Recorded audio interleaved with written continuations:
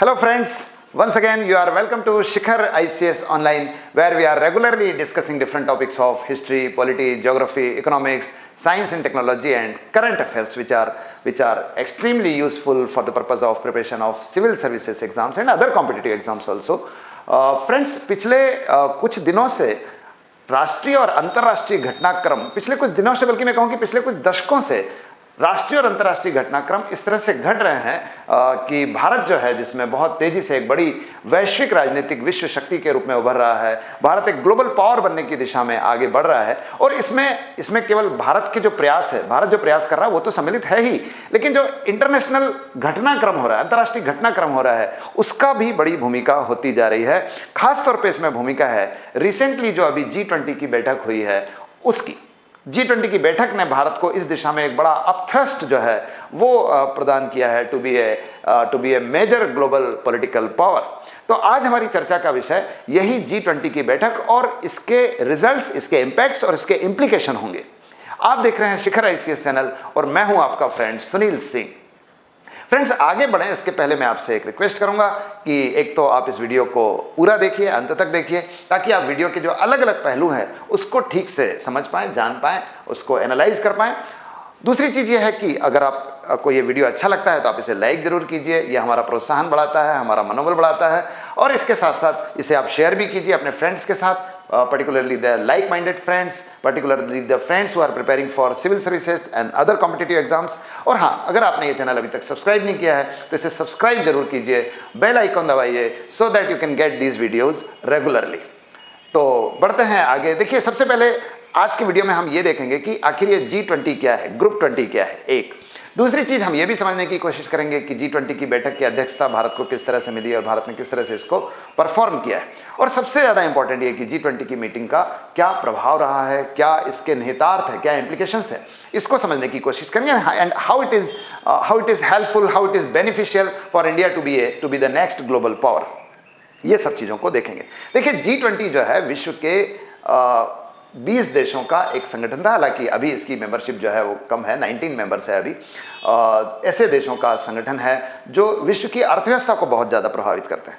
देखिए, पहले एक G7 ग्रुप हुआ करता था जो विश्व के विकसित देशों का, डेवलप्ड इकोनॉमीज का ग्रुप था, जिसमें अमेरिका, ब्रिटेन, कनाडा, फ्रांस, रसिया, जापान ऐसे देश थे। लेकिन और दूसरा एक ग्रुप हुआ करता था G20। G20 was a group of emerging economies, या आप कहें कि जो डेवलपिंग इकोनॉमीज है उनका ग्रुप था। और G15 था एग्जैक्टली ये, और कुछ उभरते हुए जो विकासशील देश है उनका संगठन था। लेकिन 1997 के बाद 1997 के समय बल्कि इन दोनों ग्रुप को मिला दिया गया। Actually the entire world was suffering through a grave economic problem in 1997। मंदी जो है बड़ी तेज़ी से आई थी, रिसेशन आया था, और उसके बाद ये महसूस किया गया कि अकेले विकसित देश अपना विकास नहीं कर पाएंगे, ना विकासशील देश कर पाएंगे, इसलिए दोनों को मिलकर काम करना होगा।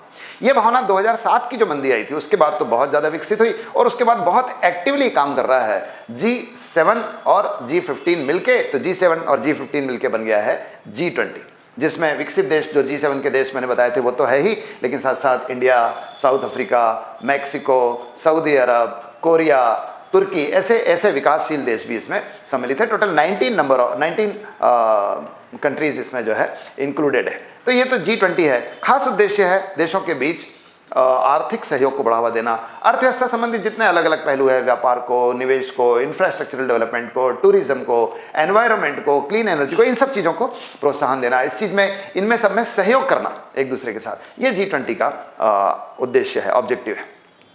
देखिए, G20 जो है उसकी जो 18th बैठक शुरू होने वाली थी उसके पहले 2022 में, दिसंबर 2022 में भारत को इसकी प्रेसिडेंसी मिली है, भारत को इसकी अध्यक्षता मिली है। और उसके बाद से लगातार भारत ने जो है G20 की प्रेसिडेंसी के इस अपॉर्चुनिटी का ज़बरदस्त लाभ उठाया, और भारत में कई मीटिंग्स G20 की हुई है अलग अलग विषयों पर। उसमें एनवायरनमेंट के विषय भी थे, उसमें टूरिज्म के भी थे, उसमें इंफ्रास्ट्रक्चरल डेवलपमेंट के भी थे, एजुकेशन के भी थे, हेल्थ के भी थे, इवन आर्ट के भी थे, क्राफ्ट के भी थे। तो इन सब विषयों पर जो है चर्चा के लिए पूरे भारत में अलग अलग जगह जो है बैठकें आयोजित की, ऑल अक्रॉस द कंट्री, अलग अलग जगह। उस बैठक में जो दिल्ली, बॉम्बे, कोलकाता और चेन्नई के बड़े शहर तो थे ही, लेकिन छोटे छोटे शहरों में भी, जयपुर में भी, बनारस में भी, इंदौर में, भोपाल में, गुवाहाटी में, इवन कोहिमा में, ऐसा कहा जाता है कि श्रीनगर से लेकर त्रिवेंद्रम तक और सूरत से लेकर कोहिमा तक all across the country meetings of GST were organised. तो ये बैठकें जो है लगातार हुई है, लेकिन रिसेंटली अभी जो बैठक हुई जिसमें जो ग्रिप 20 है, G20 है, उसके हेड ऑफ द नेशंस ने भाग लिया है। हेड ऑफ द नेशन राष्ट्राध्यक्षों की बैठक हुई 7 से लेके 9 सितंबर 2023 तक दिल्ली में। तो मैं उसी मीटिंग की बात कर रहा हूं और ओवरऑल जीएसटी की सारी मीटिंग्स की बात कर रहा हूं। इन मीटिंग्स के बड़े जबरदस्त प्रभाव दिखाई देते हैं, हम उन्हीं की चर्चा करने जा रहे हैं। तो मीटिंग्स के प्रभाव में एक चीज तो यह है कि इससे भारत का जो ग्लोबल इंपैक्ट है, भारत की जो ग्लोबल स्टेटस, प्रेस्टीज है, प्रतिष्ठा है, वो जबरदस्त रूप से बढ़ी है। आप देखिए इस मीटिंग के दौरान जो है भारत में बड़े बड़े राष्ट्राध्यक्ष, चाहे अमेरिका के जो बाइडेन हो, ब्रिटेन के ऋषि सुनक हो, या कनाडा के जस्टिन ट्रूडो हो, या इटली की जॉर्जिया मेलोनी हो, फ्रांस के इमैनुअल मैक्रोन हो, सभी बड़े बड़े राष्ट्राध्यक्ष भारत में रहे हैं। बाइडेन तो 3 दिन तक रहे।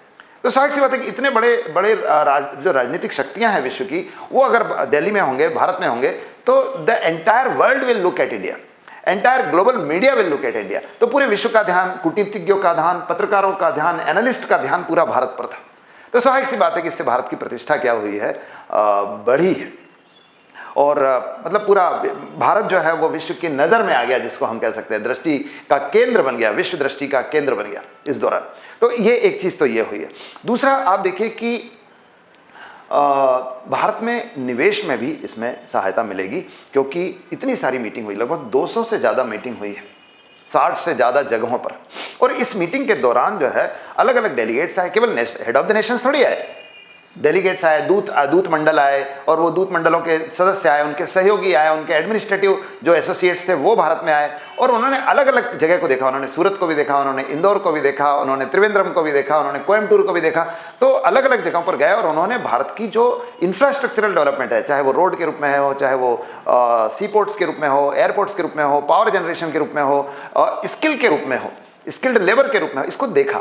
और इसके बाद से निश्चित रूप से ये सभी चीज़ें चूंकि भारत में विदेशी निवेश में सहायक बनेगी, क्योंकि इंडस्ट्रियल डेवलपमेंट के लिए आपको यही चीज़ें चाहिए, इंफ्रास्ट्रक्चर डेवलपमेंट चाहिए, स्किल चाहिए, अच्छी जो है पीसफुल एनवायरनमेंट चाहिए। ये चीज़ों को देखा है और इसके बाद से भारत में निवेश जो है वो निश्चित रूप से बढ़ेगा, और उसके संकेतक तो मीटिंग के बाद से ही मिलने लगे। आप देखिए जीएसटी बार बार शब्द आ रहा है, G20 जो है इसकी मीटिंग के बाद से ही शेयर बाजार बहुत तेजी से ऊपर जा रहा है। सेंसेक्स जो है 67,000 के मार्क को क्रॉस कर चुका है और लगभग 68,000 के करीब है। It is the all time high mark of Sensex. Nifty भी जो है वो 20,000 को पहली बार पार किया है। तो निश्चित रूप से सेंसेक्स और निफ्टी का इस तरह से बढ़ना ये इस बात का संकेत है कि investors are taking interest in the share market. जो निवेशक है उनका विश्वास बढ़ा है, उनकी रुचि बढ़ी है शेयर बाजार में, और ये तो शुरुआती संकेत है, शुरुआती रुझान है। अब इसके बाद तेजी से और बढ़ेगा। तो निवेश जो है भारत में विदेशी निवेश को प्रभावित करेगा सकारात्मक रूप से जीएसटी की ये बैठक। दूसरी चीज यह है कि भारत का व्यापार भी बढ़ेगा, क्योंकि भारत के कई चीज़ों को, एक तो भारत के कई प्रोडक्ट्स है जो दुनिया के सामने आए, कई एग्जीबिशंस लगाए। आपने देखा होगा कि जो जीएसटी की हेड ऑफ द नेशंस थी उसकी मीटिंग के दौरान भी और ऐसे भी भारत के प्रोडक्ट्स जो है इन मीटिंग्स के दौरान जो है प्रदर्शनी के रूप में एग्जीबिशंस के रूप में लगाए गए, so that people can know the actual hardcore Indian goods.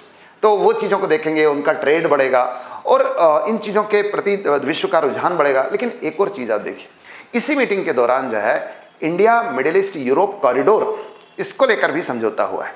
Bharat मध्य पूर्व यूरोप जो गलियारा है, आप इसको व्यापारिक गलियारा कह लीजिए, इंडस्ट्रियल कॉरिडोर कह लीजिए, ये इस पर जो है सहमति बनी है। और अगर ये बन जाता है, ये ध्यान रखिए एक प्रोजेक्ट है जो भारत से यूरोप तक जो है एक व्यापारिक मार्ग बनाएगा। इसमें समुद्री मार्ग भी है, भारत से सऊदी अरब तक समुद्री मार्ग है, उसके बाद रेल मार्ग भी है, रोड सड़क मार्ग भी है। तो ये जो है यूरोप तक जाएगा, और ये यूरोप तक जाएगा तो स्वाभाविक सी बात है कि कई देशों से होकर गुजरेगा।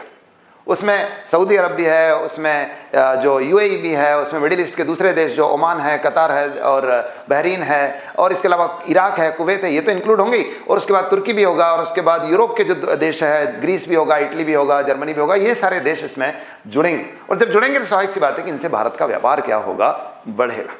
ठीक है, व्यापार बढ़ेगा। अच्छा, एक और तरीके से भारत इसमें लीड लेगा। जब ये प्रोजेक्ट बढ़ेगा, जब ये प्रोजेक्ट बनेगा, India middle east Europe corridor, तो इसका एक प्रभाव जो है इस रूप में भी दिखाई देगा कि चीन के प्रति लोग विश्व का रुझान कम होगा, जो हमारे लिए निश्चित रूप से डिप्लोमेटिक दृष्टि से भी और ट्रेड की दृष्टि से भी बेनिफिशियल है। क्योंकि चीन ने इसके पहले एक प्रोजेक्ट बनाया था, आपको याद हो तो, one belt one road project था, जो चीन से मंगोलिया, मंगोलिया से रसिया और रसिया से यूरोप जाने वाला था। तो उसमें कई यूरोपीय पार्टनर को उसने अपने साथ जोड़ लिया था। लेकिन स्वाभाविक सी बात है कि अगर ये इंडिया, मिडिल ईस्ट और यूरोप का कॉरिडोर बनता है तो जो यूरोपियन कंट्रीज है उनका झुकाव इस रोड की तरफ होगा, क्योंकि चीन का जो रोड है उसमें कुछ ही देश सम्मिलित है, केवल मंगोलिया, रूस और यूरोप के, जो पूर्वी यूरोप के कुछ देश होंगे, उनके साथ उनका संपर्क जुड़ेगा। लेकिन ध्यान रखना कि वो विश्व की एक बहुत कम जनसंख्या का क्या करता है, प्रतिनिधित्व करता है। दूसरे देश भी कम है उसमें, जबकि इधर जो देश होंगे वो पूरा मिडिल ईस्ट होगा, पूरा अरब होगा और पूरा जो मतलब सेंट्रल और वेस्टर्न यूरोप है वो भी इसमें इंक्लूड होगा। तो निश्चित रूप से चीन की तुलना में हमको इसमें बढ़त मिलेगी। आपने देखा होगा कि रिसेंटली इटली ने जो है वो वन बेल्ट वन रोड से वापस ले लिया अपना समर्थन, और अब वो जो है इससे जुड़ने वाला है। तो ये चीज़ भी होने वाली है। तो व्यापार को निश्चित रूप से लाभ मिलेगा। इसके अलावा आप देखिए कि इसके दौरान जो है कई समझौते भी हुए, उसमें से एक समझौता जो है दिल्ली डिक्लेरेशन भी है। दिल्ली का जो डिक्लेरेशन है उसमें लगभग 83 बिंदुओं पर सहमति बनी है। G20 की बैठक जो है उसके इतिहास में पहली बार ऐसा हुआ है कि कोई डिक्लेरेशन यूनानिमसली पास हो गया, सर्वसहमति से पारित हो गया, यानी सबने बिना कोई रोक टोक के उसको पारित किया है। यह भी भारत की एक बड़ी कूटनीतिक सफलता है। अब इसको आप प्रधानमंत्री नरेंद्र मोदी की डिप्लोमेटिक स्किल समझ लीजिए या विश्व का भारत के प्रति समर्थन समझ लीजिए, लेकिन ये निश्चित रूप से ये चीजें दिखाई दे रही है, क्योंकि ये जो डिक्लेरेशन है ये सर्वसहमति से पारित हुआ है, सबने इसको सहमति दी है। इवन चाइना और रूस जो जनरली विश्व की अन्य व्यवस्थाओं से अपना विरोध जताते रहते हैं, उन्होंने भी इसका क्या किया है, समर्थन किया है।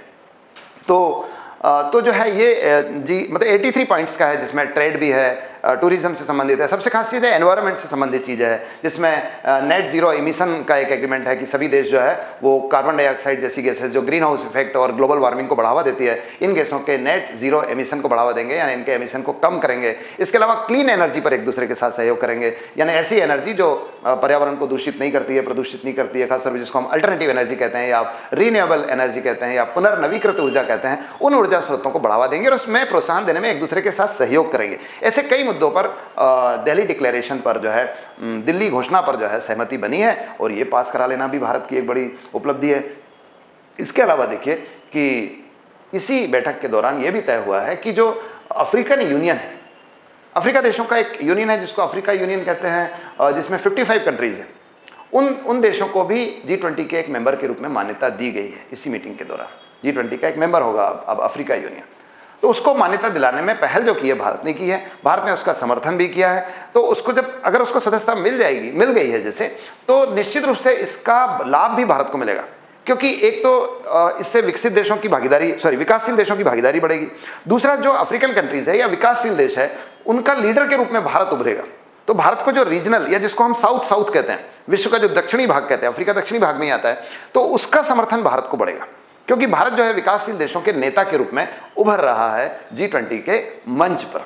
तो इतने सारे लाभ जो है भारत को मिल रहे हैं। भारत को निश्चित रूप से ऐसी प्रतिष्ठा मिल रही है इस मीटिंग के बाद से, जो भारत को एक बड़ी विश्व शक्ति के रूप में स्थापित करने में सहयोगी होगी। एक और चीज़ है कि G20 की बैठक के दौरान ही प्रधानमंत्री ने यह भी कहा है कि संयुक्त राष्ट्र संघ की जो सुरक्षा परिषद है, सिक्योरिटी काउंसिल है, उसका पुनर्गठन किया जाना चाहिए। That should be reorganised. उन्होंने कहा है कि साहब अब संयुक्त राष्ट्र संघ की सुरक्षा परिषद के पुनर्गठन का समय आ गया है। It is the high time to change the structure of security council.